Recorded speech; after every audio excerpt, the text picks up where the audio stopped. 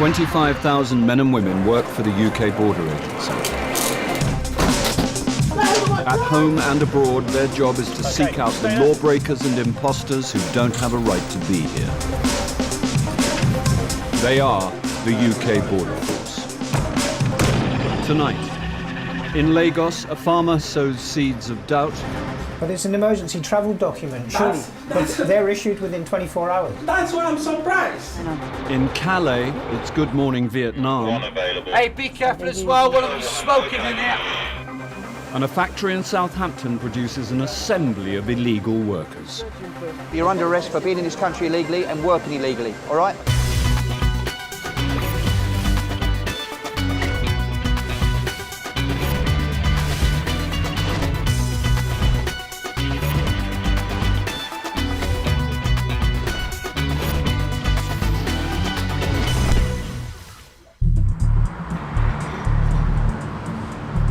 "5 a.m. Portsmouth.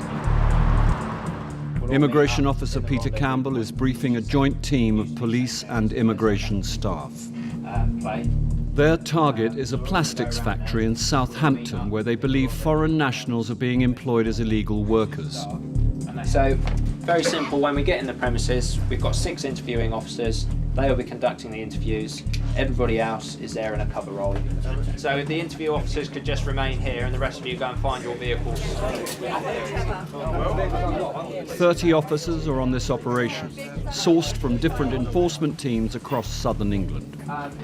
It's a big factory. The immigration team don't want to take any risks.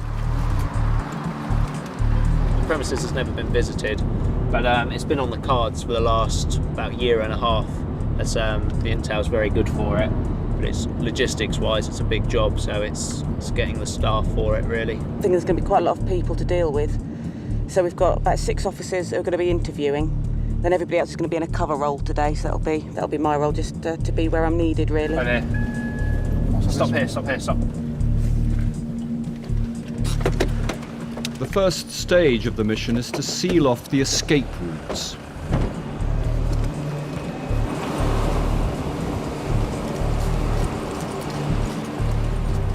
The teams split up. One group surrounds the perimeter. That's clear. As another moves inside the factory. Guys from immigration, can you come over?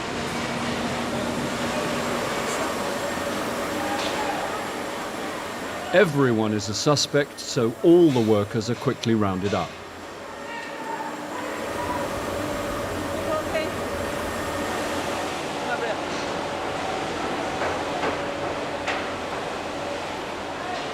With the entire workforce together, the team sets up a safe zone where the interviews will take place. At the moment, we're just trying to contain the area, get everybody who's on the premises into a sterile area. So at the moment, we're just trying to cover everybody until we get ourselves set up to interview everybody. We didn't lose anybody, nobody escaped or anything, so yeah, it's good. It went quite smoothly.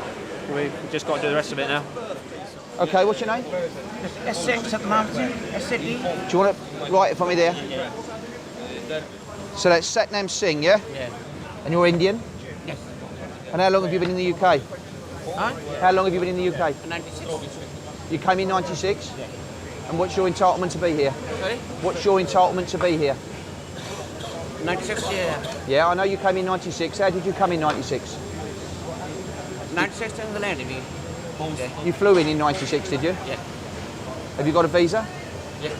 Work permit? Yeah. When did you get that? My home. My car. Where's your passport now? This is my house. At your house? Yeah. Right, so how long was your visa for? Me? 96, yeah. Yeah, but are you here legally now? I'm legal. No, are you? I'm 96. Yeah, work here. 96, yeah. Officer Jones isn't getting any clear answers, and neither is Officer Jody Deadman. What language do you speak? The man claims to be Greek, but says he can speak a little Punjabi. He's got a Greek passport, he's in Greece. Yeah, it's true. It's true. Right, so you're telling me that you've got a Greek passport. Why did you send it back to Greece? ਉਹਤੇ stamp ਲੱਗਦੀ ਆ ਫਿਰ ਉਹਨੂੰ ਕਰ ਦਿੰਦੇ ਆ Okay, he sent it back for renewal. It's going to be stamped again to be renewed. So how am I going to believe that you're a Greek national when you can prove that you can't show me that you're a Greek national? Photocopy ਹੋਣੀ ਜਾਂ passport ਮੰਗਾ ਸਕਦਾ ਜਦੋਂ ਨਹੀਂ ਹੋ ਗਿਆ He said he can get the passport back. He can get a photocopy of the passport back within 10-15 days. Well, no, I need it now. Basically, what he's stated to me is that he's a Greek national, but which means he's a European national and he doesn't need a visa. He can basically live freely and work freely in the United Kingdom. The problem we have is he has no identification to prove that to me. Yeah. Right, what do you want me to do with him then? We haven't arrested him. Don't pull out for a former yet. I need to pull out if you're going to arrest him. Oh, right, okay. Where's your documents? He doesn't know. Yeah, you speak English. Yes, you do. Stop lying to me. Where are your documents? Nick him on suspicion. Right, okay. Right, okay. Officer Campbell has ordered the first arrest, and with 45 people still to be interviewed, there could be many more. Coming up, the pig farmer trying to save his bacon in Nigeria. Have you been arrested and fingerprinted by the police in the UK? Over what? I'm asking you. And Officer Pownall questions a pregnant lady at Lagos airport. When you went for your American visa, did you tell the visa officer that you were pregnant?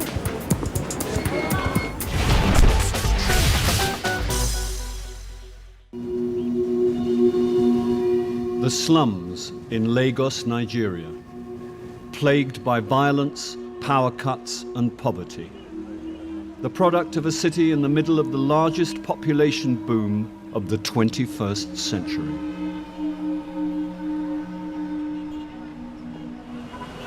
Lagos is one of the largest cities in Africa. Ties to the UK are close, and for many in search of a better life, Britain is their #1 destination. Here at the British Deputy High Commission, 110,000 visa applications are assessed each year, and the decisions on who to let into the UK made by 34 UK border agency officers. I've had a very quick look at this case, and the first thing I noticed is that the marriage certificate is not genuine. On the basis of that, this application is going to be refused. This is the man who's just been declined for submitting false documents. They say I should appeal for the refusal. I know that if I appeal, I'll get the visa to the UK. The Home Office will impose a 10-year ban if he applies for another visa. But with almost 10,000 fraudulent documents detected in 2008 alone, the police do not have the resources to arrest him. Not all cases are so straightforward. Some applicants are asked to go to the Deputy High Commission to be interviewed by an entry clearance officer.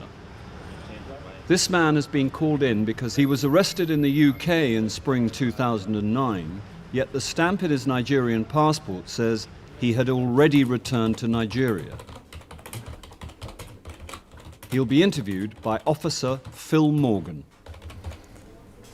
Now, the next case we have is a family visitor. He has come to the attention of the police in the UK in March of this year, 2009. And when we look through the entry stamps back into Nigeria, the last entry into Nigeria that he has is on the 12th of November 2008. Now, my guess is he's maybe paid somebody to wind back the stamp to show him entering Nigeria before the expiry conditions of his last UK visa, which expired on the 7th of December 2008. If the man wants a visa, he'll have to explain how he got his passport stamped when he was clearly still in the UK. Morning. I need to ask you some questions about your current application, okay? Okay. What do you do for a living? At the moment, I'm a farmer. You're a farmer? Yes, please. A farmer in what? In poultry, fishery, and piggery. And are you married? Yeah, happily married. And how many children do you have? 2 able boys. 2 sons? Yes, please. Okay. My gene is for boys, so I don't want to go further. I noticed from your passport that you last entered the UK on the 28th of October. October, Yeah. And how long did you stay? I stay almost 5 months. 5 months? Yeah, almost. So when did you return to Nigeria? March 21. Sorry? March 21. But your visa expired on the your visa expired on the 7th of December 2008. Yeah. So you breached your conditions. No, something terrible happened. Tell me what happened. Yeah, the last time I traveled, October 27, I traveled with a cousin of mine. His name is Akinremi Adetola. Yeah. Yeah, we were to come back on the 12th of November, but I changed my mind to stay 5 more days. Yeah, so what was the terrible thing that happened then? Yeah, while he was coming back, he came back with my jacket. And my passport and ticket was in my jacket. Yes. When he tendered the passport for stamping at the immigration office here, and you know what applies here is, you'll be on the queue, 2 people will be sitting down. You give your passport to the first person, he sends it to the next person to stamp. Then the next person that stamp will call you when he wants to hand over it to you. So by the point of handing over, they discover it's not the owner of the passport, and my passport was withheld. Does your cousin look anything like you then? Not really, not really. Not really? Yeah. So the Nigerian immigration officer didn't look at the biodata page and compare the photographs with your cousin? At the point of delivery, that was when they compared. But they've already done the stamping. That's very good, thank you. I need to refer to my entry clearance manager, okay? Okay. If you wait outside, please. Yeah, I just want to add that why I had to stay long was because of that issue, and it took me 3 months to get emergency travel certificate. That was, in fact, that was so devastating. To apply for emergency travel certificate in Nigeria Embassy took 3 months, while I have a lot of things to do here. I have social engagement to attend, I have my business meeting to attend, I have so many things to attend. But it's an emergency travel document, surely. But they're issued within 24 hours. That's why I'm surprised. You need to see the crowd. I need to go through the website to download. After downloading, you need to be giving interview date 3 months. It's so disgusting. That's my area of problem with them. Well, as I said, I need to refer the case to the entry clearance fine. manager. So That's if you'd fine. like to wait outside, please. Thank you. Thank you. Yeah.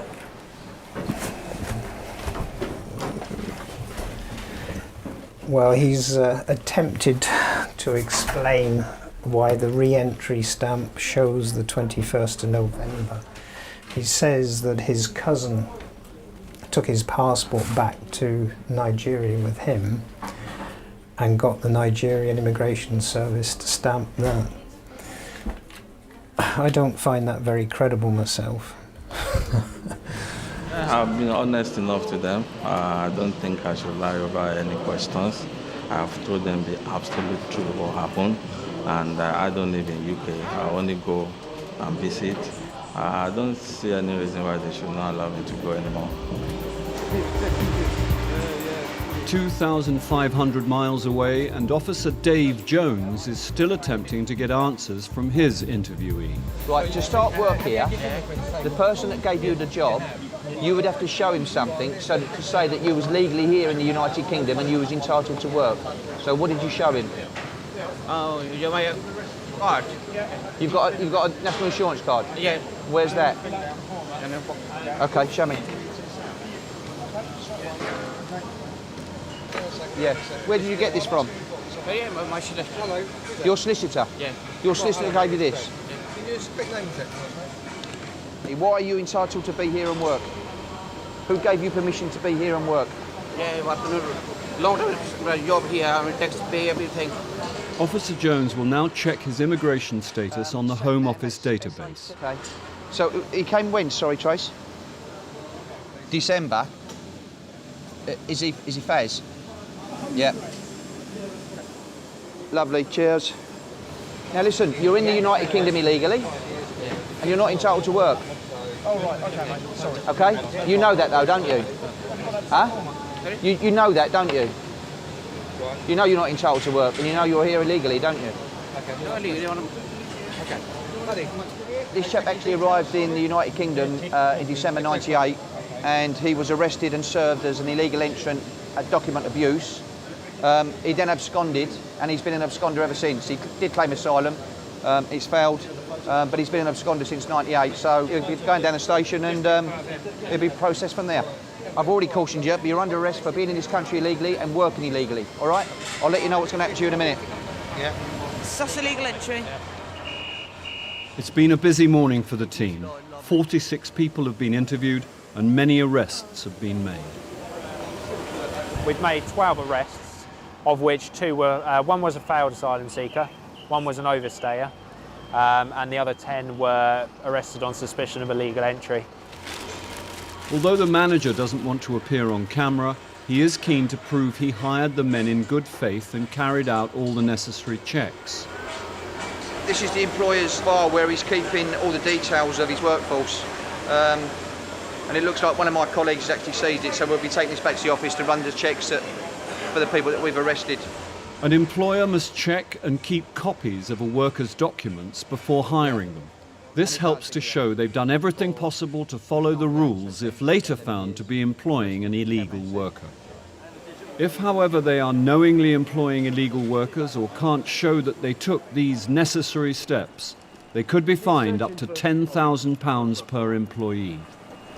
What we're doing now is the people we've arrested have all gone out to the police stations. The remaining officers here, we're all going to go and do the house searches now for the addresses of the people we have arrested. So I've got a small team here and we're going to go down and do 2 addresses and hopefully we can find some documents within.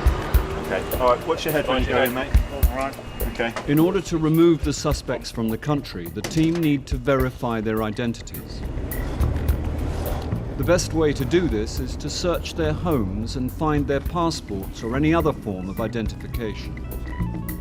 200. What did we say, 202?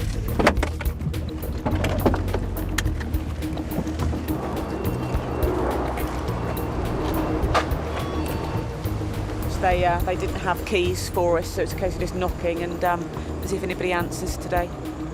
Oh, okay. Hello. Can we come in? You happy for us to come in? Yeah. Okay. Happy to come us to come in? Yeah. Yeah. Okay.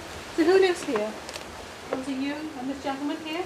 Inside the house, the team encountered 2 men who are both foreign nationals and immediately admit to being in the UK illegally.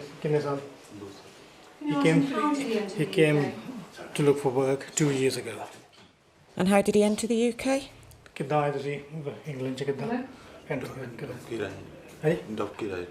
Lorry. Yeah, via lorry. I asked him when did he arrive here? Okay, Turlock, you are now under arrest. You don't have to say anything, but it may harm your defence if you do not mention when questioned something you later rely on in court. Anything you do say may be given in evidence. The team have found more than they bargained for. Both men are arrested for entering the UK on the back of a lorry.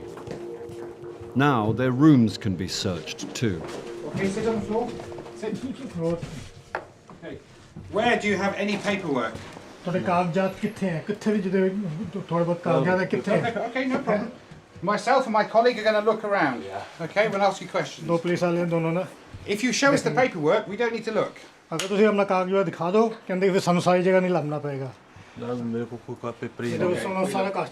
The man claims to have no paperwork, so the team will have to search the entire room.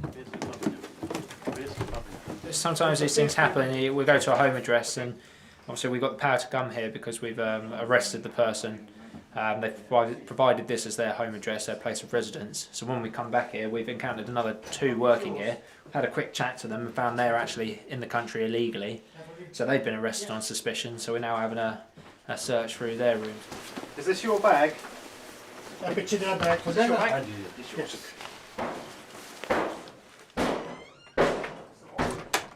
Next door, the officers have forced entry to one of the bedrooms.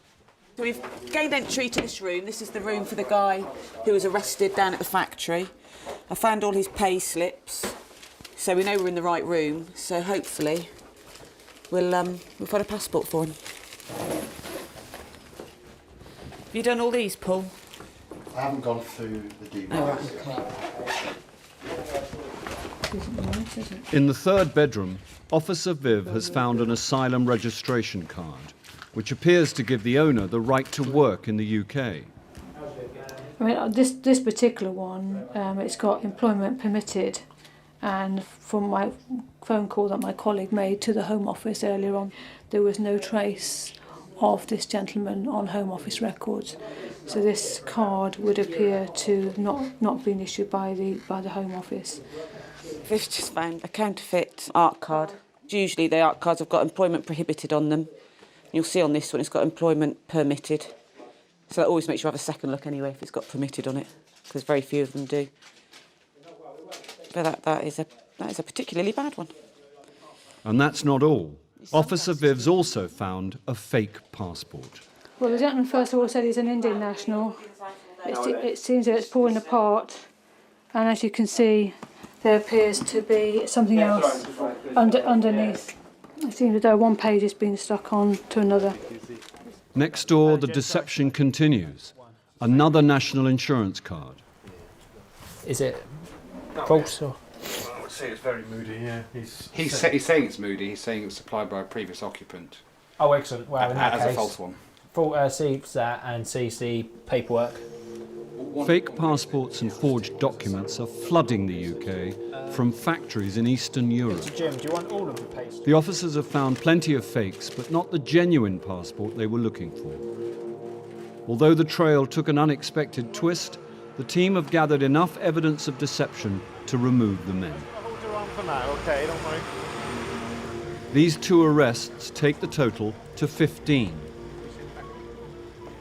The 2 men are both currently in detention. This man is also in detention and is awaiting removal from the UK back to India. This man claimed to be from Greece. He wasn't. He is also waiting to be removed back to India. Coming up, more tales from the Nigerian pig farmer. What is your date of birth? 1904, 1960.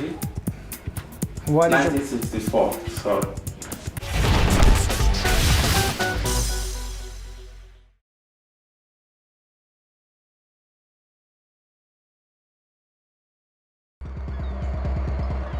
The port of Calais, northern France.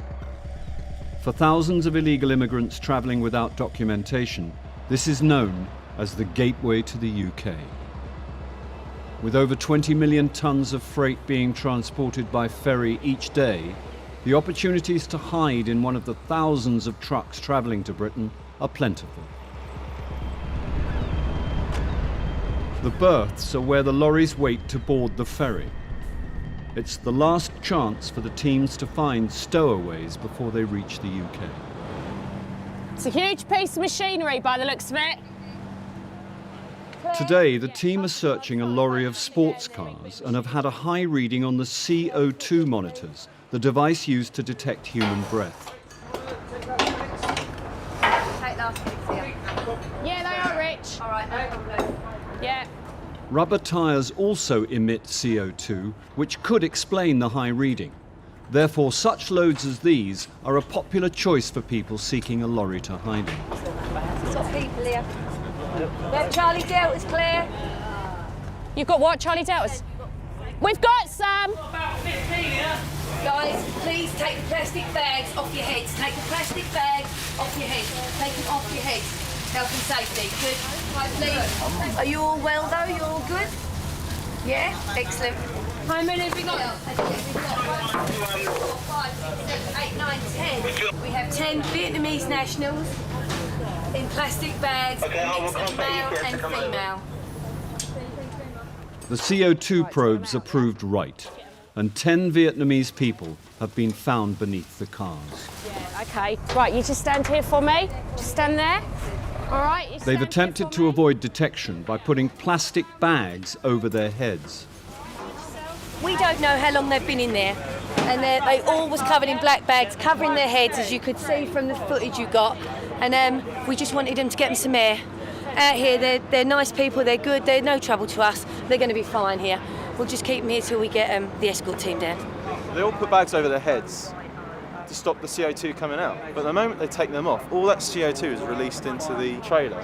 Say 10 people do that at the same time, that's a lot of CO2 that all comes together. And you'll get this massive reading on your CO2.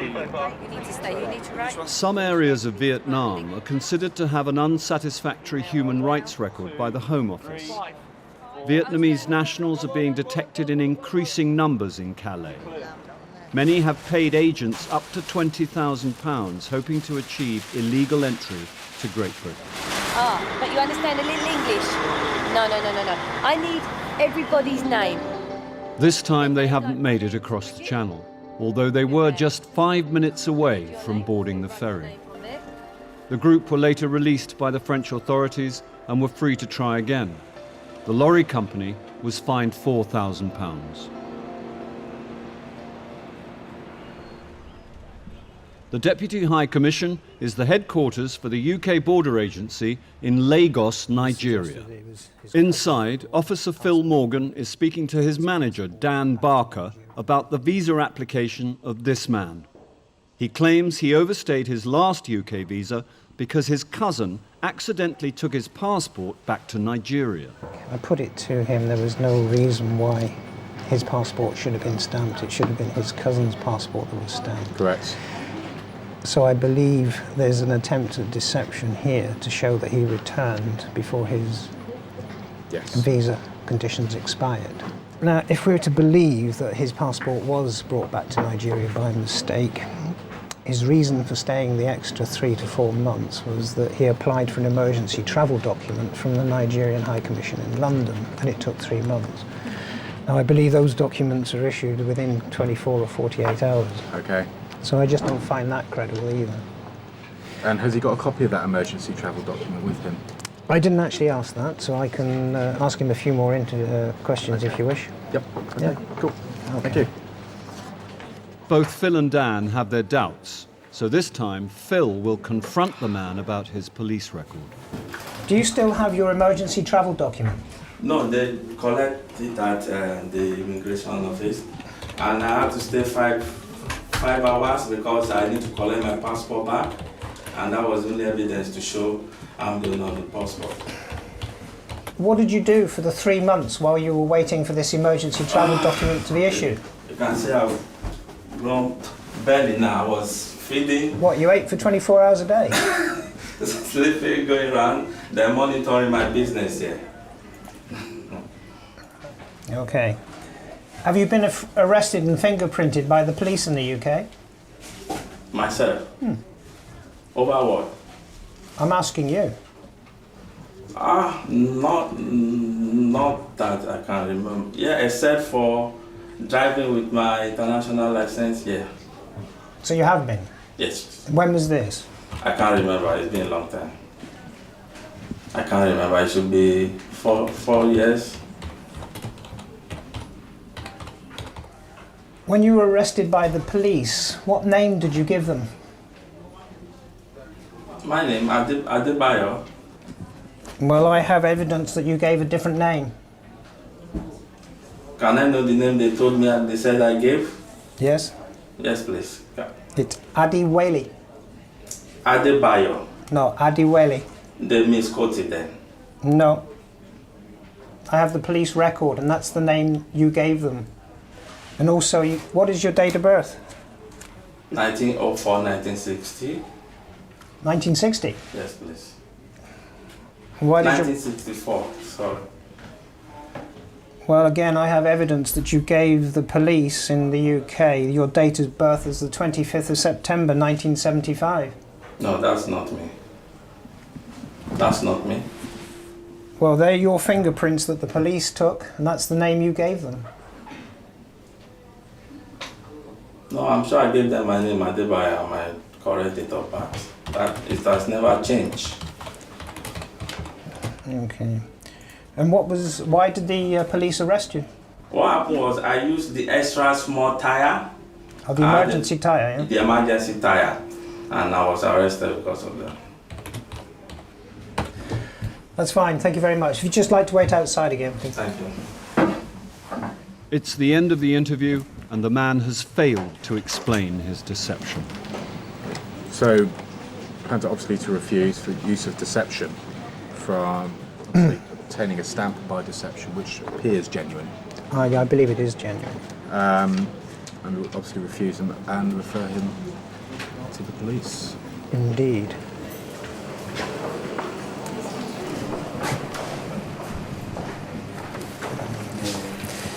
Right, I've referred your application to the entry clearance manager, and your visa application has been refused.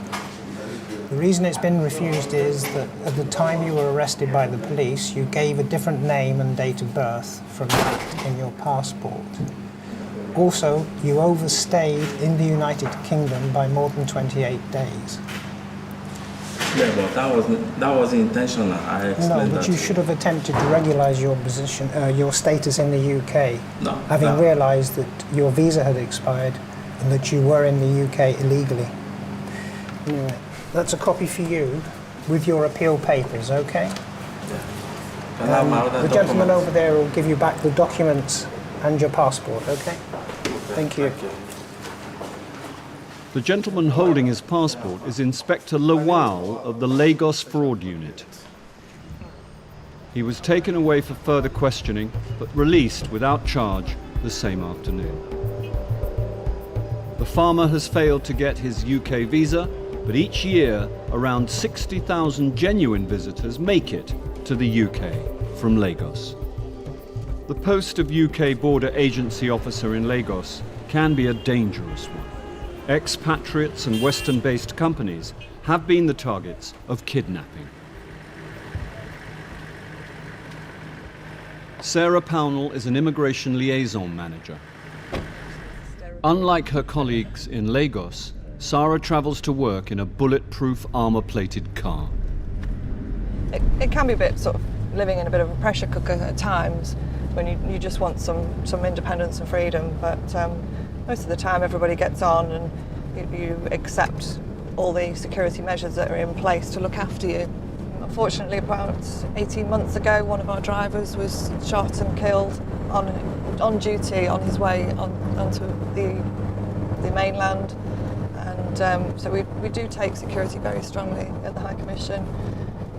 Sarah is based at the Deputy High Commission but spends most of her week travelling to and from Murtala Mohammed Airport. Morning. Hey Joe, how are you? Fine. Good. No wahala. No wahala today. No wahala. Okay. Sarah doesn't have any legal powers at the airport. It's her job to advise airline staff on how to spot people trying to enter the UK illegally. We provide the training to the airlines so that they can do the job on their own. We don't have to stand here and do the job for them. We're here just as an advisor to the airlines to explain maybe some of these technical difficulties, inform them of any current trends with the different types of forgeries, different types of counterfeit documents. But anyone who does arrive in the UK who doesn't have the correct visa, who doesn't have the correct paperwork in whatever shape or form, the airline will be fined £2,000, which is a hefty load for the airline to face. So it's in their interests, obviously, to work with us and ensuring that everybody's got the right documentation. Over 5 million people travel through Murtala Mohammed Airport every year. Let's see who we've got then. Okay. At the boarding gate, the passengers are given a final check. This is the last chance to spot imposters before they reach the UK. All these bits and pieces. Just show your boarding pass at the guys here. We're not taking Arsenal supporters today, I'm afraid. This is a Liverpool zone, okay? So no Arsenal supporter. No. Sarah has been asked by the airline staff to look at a woman's visa. The woman does not want to be identified. Morning, madam. How are you? What's your final destination today? No, today. Today? Today in London. Okay. But I'm going to US tomorrow. You're going to the US tomorrow, okay? Have you been to the US before? Yes, a long time. Okay, approximately when? 1975, okay. When you went for your American visa, did you tell the visa officer that you were pregnant? You didn't? No, okay. there any reason why you didn't tell the visa officer that you were pregnant? It didn't come up. It didn't come up. Okay, what I'm going to do is I'm just The woman is only 7 weeks away from giving birth, yet has decided to visit her sister in America, claiming she will return 3 weeks before her due It says date. that you're fit to travel. Babies born in the UK don't automatically qualify for a British passport, but babies born in the US do automatically qualify for an American passport.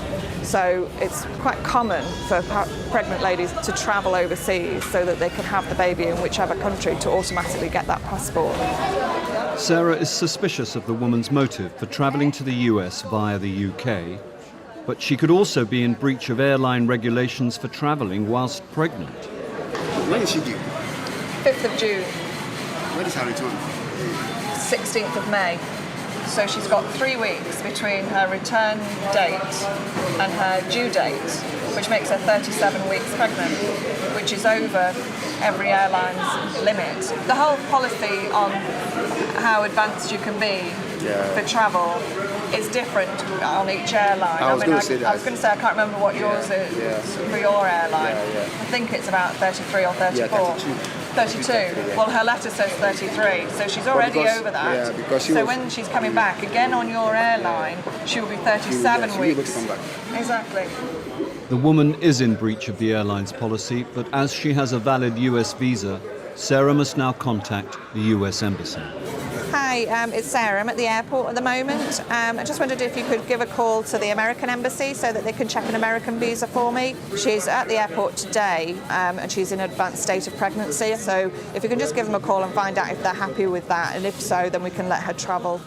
Sarah now has to wait for a reply from the US Embassy, but the flight leaves in 10 minutes. The decision to question the woman in the first place came from the airline, but Sarah's presence has become the focus of the woman's frustration. That's my own point. I don't understand why you are doing Explain your point. It's the immigration people that will either tell you Yes, it's okay or not. they will so tell why you. Are you the one stopping me at this point? Because your flight here is going directly to the UK. You didn't choose Delta to go directly to the States. And this is why I'm on duty here, to see the people who are travelling through the UK. It's minutes before the flight leaves, but whether or not the pregnant woman will be on board is up to the US Embassy. Right, okay, all right, I'll do that then. Okay, thanks very much. All right, thank you, bye-bye. She's not good. Okay, that was the American Embassy and they want to speak to her today. The flight will be leaving without the pregnant woman. Now Sarah must tell her the news. So what I've done is I've contacted the visa man and explained your situation. What he'd like to do is can you go back to the embassy here in Lagos, show him all this paperwork, and he'll want to speak to you. I'm sorry, I know it's frustrating, but if you can go back to him, because Madam, please, Madam, please, I'm begging. No, please don't beg me. Please don't beg me. No, Madam, please don't beg me. I know a lot of people that are pregnant that do go and all that. The pregnant woman did not make it to the USA. When she failed to turn up at the American Embassy, her visa was cancelled. Coming up, a massive find at Calais. We've got at least another 6, so we're going to be upwards of 20.